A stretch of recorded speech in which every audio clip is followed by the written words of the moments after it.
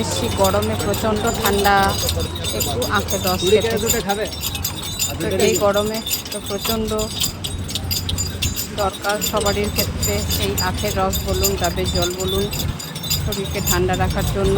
যা রোদের প্রচণ্ড তাপপ্রবাহ,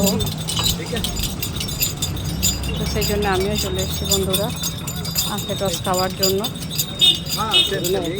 একটু রোদের মধ্যে বেরিয়েছিলাম, গলা শুকিয়ে গেছে, রোদে তো বেরোই না। তোমরা কে কে পছন্দ করো আখের রস কমেন্ট বক্সে লিখে জানিও। আর এই যে আমি সেখানটার মাঝে চলে এসেছি, দাদা আখের রস তৈরি করছে। খেলে একটু মনে হবে জীবনটা জোড়াবে এই গরমে প্রচণ্ড হাত থেকে। সবাই ভালো থাকবেন, সুস্থ থাকবেন, আর অবশ্যই গরমের হাত থেকে সাবধানে থাকবেন। নেক্সট ভিডিওয়ে দেখা হচ্ছে আপনাদের সবারই সাথে।